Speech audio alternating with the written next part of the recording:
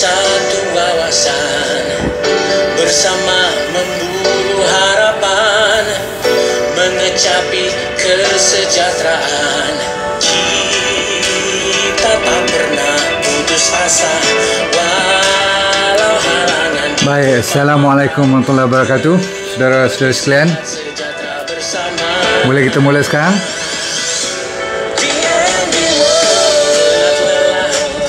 Okey, mungkin jam saya tercepat sikit ataupun sekarang 6.01. Kita cuba start seawal mungkin.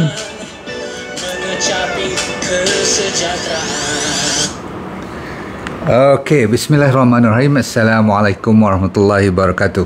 Kita bulan puasa ni selalunya kita tak nak buang masa sebab ni dah dekat dengan nak buka puasa, betul tak? Anda mungkin sibuk.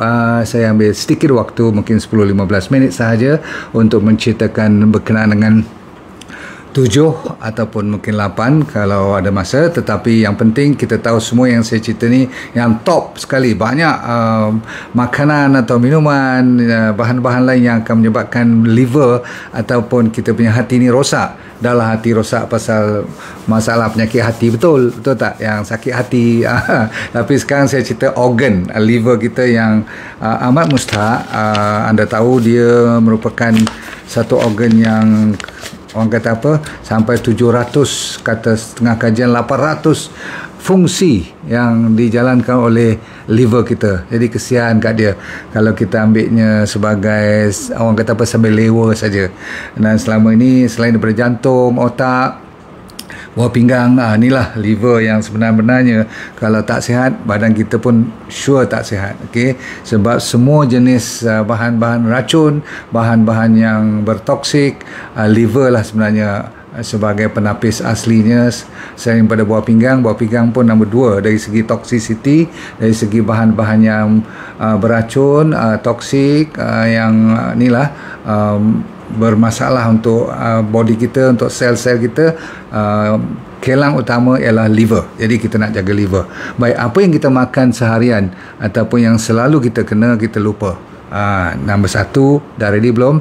Untuk merosakkan liver, bismillahirrahmanirrahim, anda kena berhati-hati dengan bahan-bahan yang toksik di keliling kita dulu. Contoh, sebelum kita fokus pada makanan, tengok apa yang kita hidu dahulu. Okey, kalau kawasan rumah, dalam rumah, atau pakai bahan-bahan yang macam pencuci pinggan mangkuk, ataupun pakai sabun-sabun basuh baju, ataupun basuh badan kita sendiri mandi tu, cuba you tengok ada tak pewangi dia. Yang kita hidu tu, itu nombor 1. Pencuci lantai dan sebagainya. Banyak jenis-jenis sintetik punya pencuci ni kadang-kadang lagi, bukanlah saya kata jangan beli yang murah, tapi kalau lagi wangi, lagi murah, tolong berhati-hati. Pastinya bukan original, bukan organik. Kita boleh pakai tetapi janganlah terlalu kerap, sebab setiap kali body kita cuba detox dalam masa 24 jam, 48 jam tu dia dah buat kerja, tak sampai 2 hari, hari ketiga kena pula lagi. Dan sebagian daripada kita tu setiap hari kita pakai, contohnya saya selalu menegaskan perfume.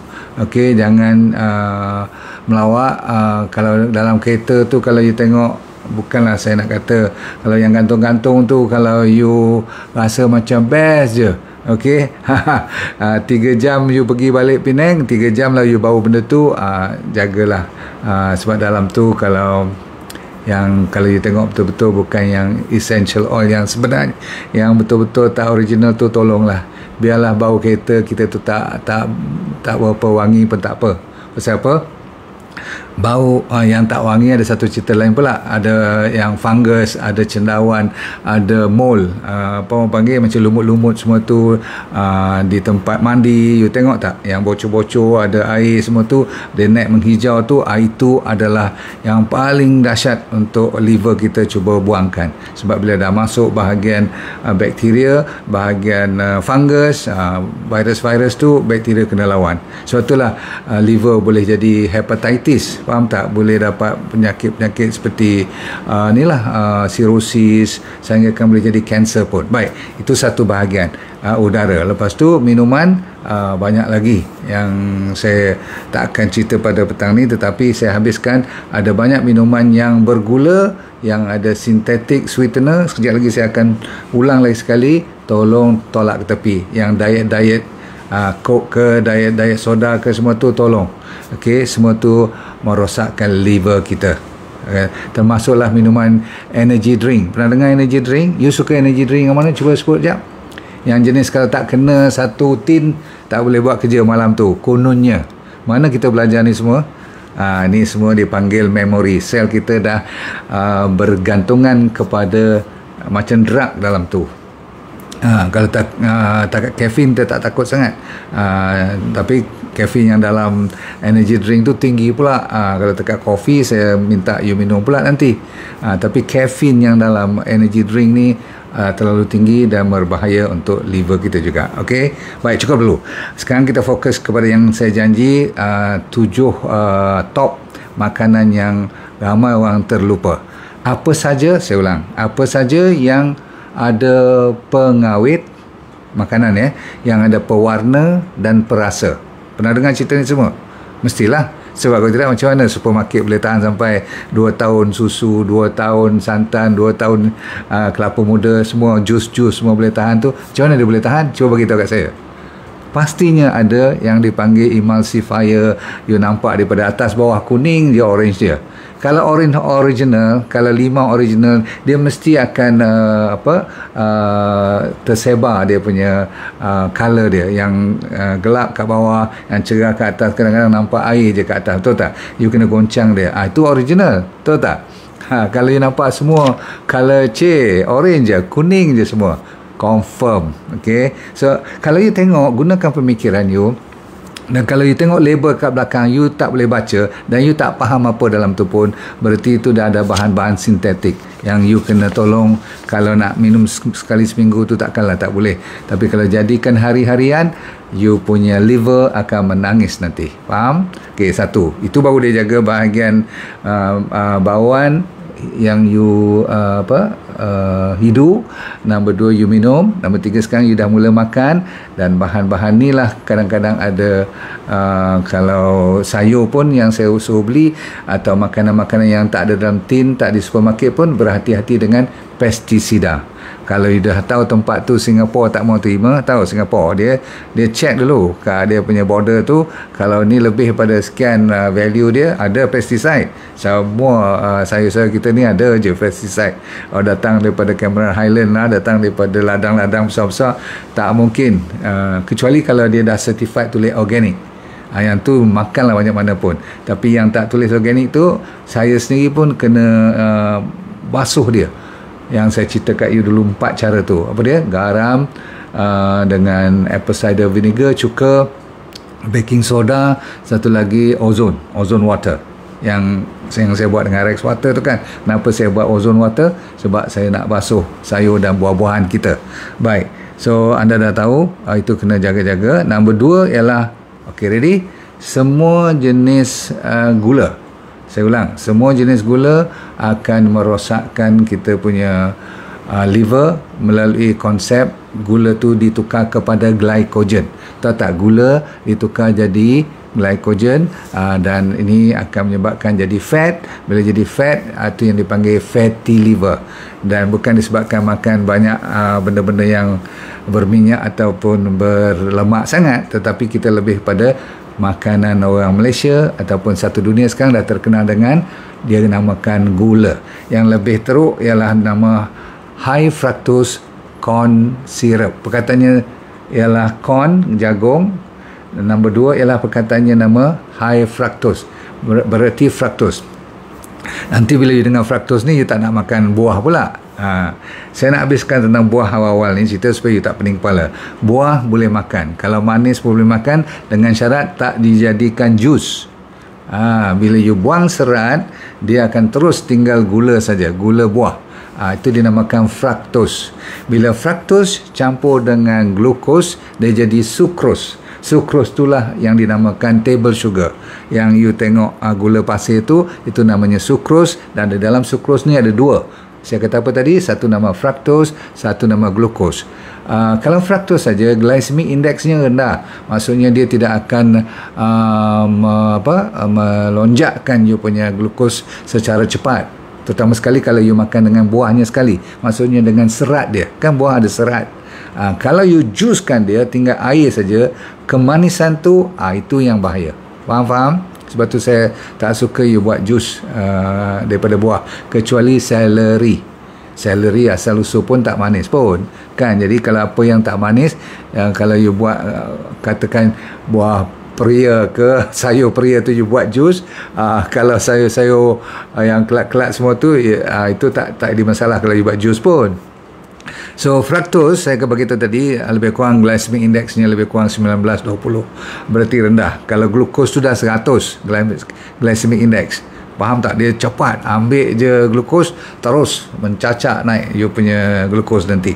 So saya nasihatkan walaupun fructose tu rendah, dia punya untuk menyebabkan diabetes, tapi you kena hati-hati kalau dijadikan jus. So tak dibenarkan buat jus. Lagi benda-benda yang bergula semua, termasuk selalu saya kata yang menjadi mangsa kita ni ialah kita rasa tak ada gula dalam tu, padahal hampir 80% daripada makanan kat supermarket semuanya ada gula. Kalau tak gula betul, gula sintetik. Faham tak faham? Okey. Sebab apa? Tak akan sedap kalau dia buang lemak daripada dia kata low fat lah, dia kata low macam krim ni full skim milk dan sebagainya. Kadang-kadang dia orang gantikan dengan bahan-bahan yang bergula. Dia tak sebutlah nama gula, dia sebut nama-nama lain. Tetapi karbohidrat yang refine pun diiktiraf sebagai gula juga. Saya ulang, karbohidrat yang refine. Maksud saya katakan dia jadi potato is good, tapi bila dia jadi potato chips ataupun jadi french fries ataupun katakan ubi-ubi, semua cantik kan, tapi bila dia buat jadi tepung, lepas tu dah jadi halus, dah refine, lepas tu ada preservatif lagi, yang ni lah jadi tepung yang dah ditukar warna. Katakan datang daripada wheat, gandum, kadang-kadang datang daripada beras, kadang-kadang datang daripada corn. Okay? Semua-semua ni bila ditukar warna daripada asal, confirm dia mesti ada bahan-bahan yang untuk dia tukar warna, dia mencantikkan warna, melembutkan, ataupun supaya dia tidak caking, tahu tak? Dia tidak berketul-ketul. Macam mana you nampak tepung, beras semua ni, dia jadi cantik je, betul tak? Dan orang utara kata perui, tahu tak perui? You tabur, dia masih lagi cantik. 5 bulan pun cantik lagi. Habis? Takkan dia tak tahu apa-apa dalam tu. So you kena berhati-hati. Apa saja yang ada berbentuk fructose ataupun glukos. Pendek cerita sugar lah. Dan you tahu sangat-sangat high fructose corn syrup, kalau you tengok HFCS kat belakang label tu, confirm you kena tolak ke tepi, terutama sekali kalau dah ada fatty liver. You boleh ganti dengan stevia, monk fruit, you boleh ambil xylitol, erythritol yang sederhana lah. Kalau banyak-banyak sangat pun bahaya juga. Yang paling selamat at the moment stevia dengan monk fruit. Okay. Ada satu lagi nama nectar agava, itu pun tinggi juga dengan gula. Okay, habis. Nombor 3 ialah minyak bijirin. Minyak-minyak sayur yang telah ditukar wajah menjadi minyak yang cantik dalam you tengok dalam kontainer-kontainer tu berlambak-lambak, beratur je kat supermarket kita tu. Pastinya yang ni kalau kita pun, saya pun pakai juga.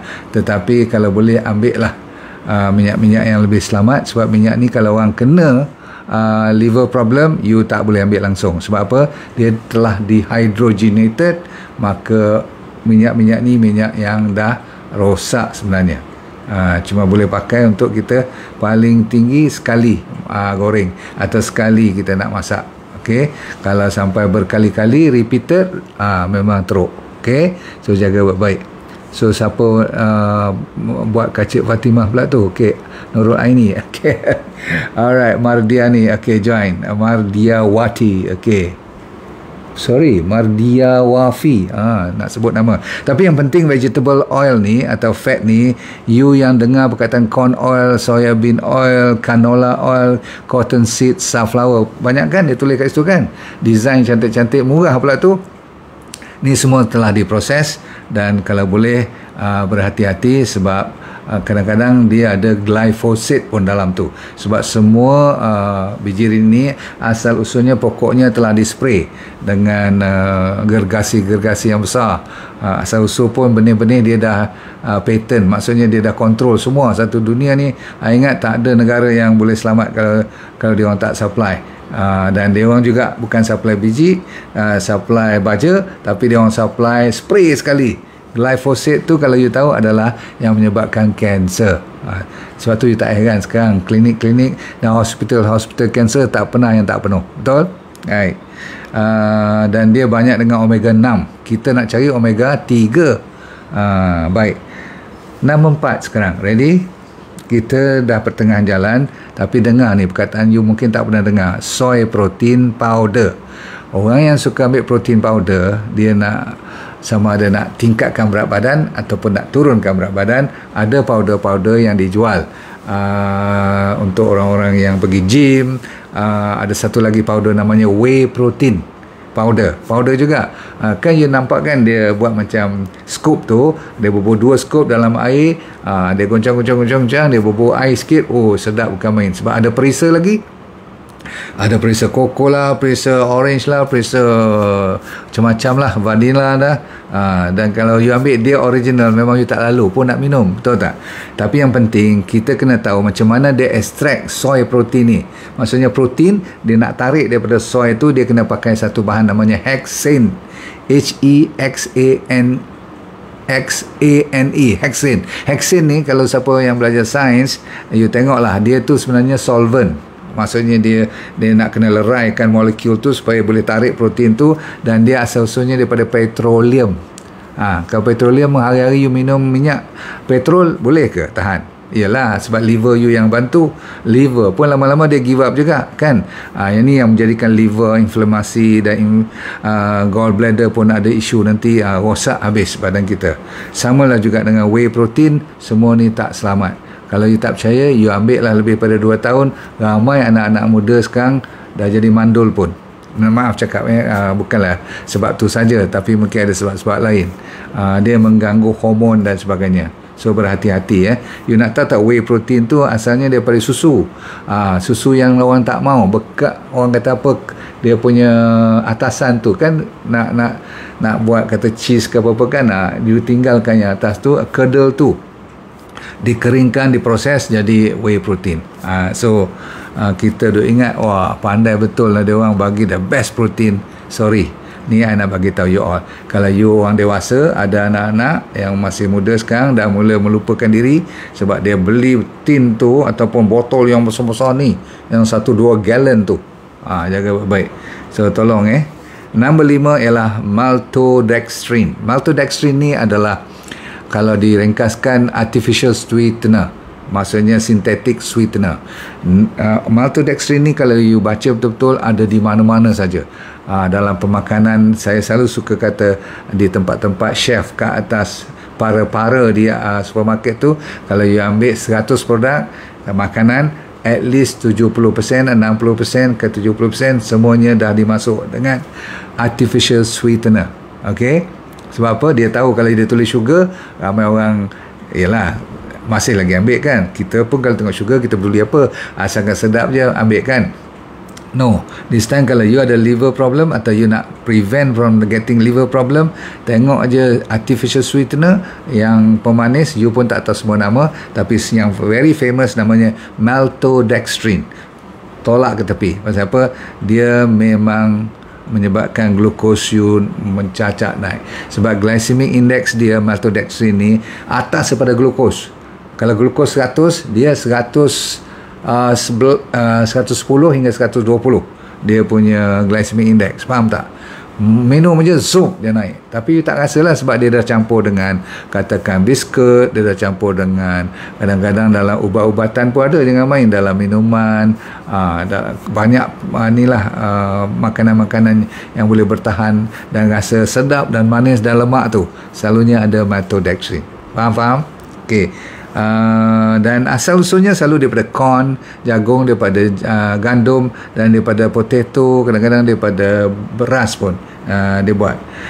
Dan semua-semua ni kadang-kadang you pernah dengar tak Splenda ni, sweetener yang dalam sachet kecil-kecil tu. Jadi semua-semua ni dia menyebabkan liver kita penat bekerja. Last 2, aflatoxin. Nombor 6, aflatoxin selalu didengar saya hubung kaitnya dengan kacang tanah. Selalunya kacang tanah terkenal. Kalau yang dah berabuk, yang dah lama, dah nampak macam dia makan fungus, itu semua tu tanda tanya besar. Ada tak aflatoxin? Aflatoxin ni adalah satu bahan ataupun jenis fungus ni, kalau dia masuk dalam badan kita, kalau terlalu berlebihan dan liver tak boleh handle, dia akan jadi cancer of the liver. Macam? Okay. So, peanut 1. Nombor 2, jagung pun kena hati-hati. Alright? Kalau you ambil peanut yang organik, kalau dia confirm, atau jagung yang organik, tak ada masalah bagi saya. Sebab tu saya tak pernah cuba mengharamkan. Kita bukan ada kuasa pun mengharamkan makanan apa-apa. Tapi setengah guru-guru mazhab dia kata don't touch it. Tak boleh juga. Saya cukup pantang kalau orang kata don't touch fruits. Sebab apa? Di syurga pun ada buah-buahan. Takkan kalau di syurga ada buah-buahan, kat dunia Tuhan bagi buah-buahan, tak boleh kita ni makan sedikit sebanyak, betul tak? Itu kadang-kadang mungkin ada kot. Kita bila taksub kepada sesuatu kepercayaan ni, kita kena tengok sains dia. Faham? Dan bukan takat sains saja, kita berbalik kepada Quran juga. Kalau dia dah kata buah kurma dalam tu, dia dah kata lebah dalam tu, yang kita ni gila-gila kata jangan ambil lebah. Sebab apa? Kita kesian kat lebah tu. Sebab apa? Lebah tu kena kerja penat. Tuhan dah jadikan setiap sesuatu yang dia anugerah kat kita tu, dia dah atur dah. Yang jadi bahayanya cerita lebah tadi ialah kita tamak haloba, kita ambil habis sarang-sarang dia sampai tak ada tempat lagi dia nak berbunga, ataupun nak ambil bahan-bahan makanan dia daripada hutan sebagainya. Itu yang kita menzalimi diri, faham tak? Bat lebah ataupun kelulut ataupun madu-madu ni boleh makan, jangan nak buat cerita lah. Dan last kita tutup dengan MSG hari ni.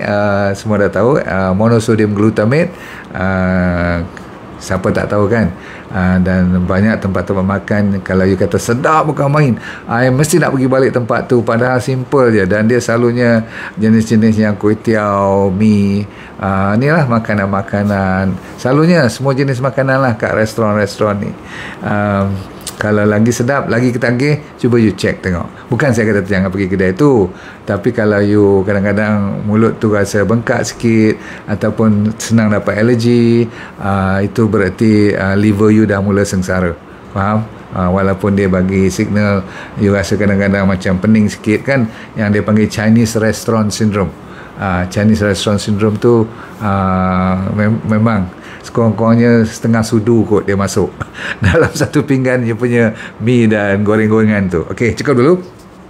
Saudara sekalian, ada sikit lagi tambahan, iaitu daging-daging yang dah orang panggil apa, salai. Ingat tak daging-daging yang dah treated, yang dia orang panggil cold meat, yang boleh tahan sampai berbulan-bulan, yang you tengok di kedai-kedai buat sandwich tu kan, dia potong slice by slice semua tu, sausage, hot dog dan sebagainya tu, minta maaf lah ya. Kalau burger pun kalau tak mungkin dia boleh tahan berbulan-bulan. Ni saya cakap ni dengan memohon maaf, sebab ada orang meniaga nanti kata saya pandai-pandai pula. Tapi yang benar tetap benar. You tahulah, daging yang dah dilanyak sampai macam tu nak tahan sampai 6 bulan atau setahun, tak mungkin kalau tak ada bahan-bahan yang merosakkan you punya buah pinggang pun. Ya juga apa tu, liver. Okey, saya doakan semoga anda selamat balik raya nanti, jaga baik-baik. Masih lagi kita ada beberapa hari untuk berpuasa, dan ambillah selain daripada amalan yang terbaik last few days ni, kita juga mengambil peluang supaya tak give up atas kesihatan yang sikit lagi nak baik. Mana tahu lagi 5 hari ni dia baik betul. Cubalah berpuasa dengan the best quality possible. Assalamualaikum warahmatullahi wabarakatuh. Let go and feel good all the time. Bye.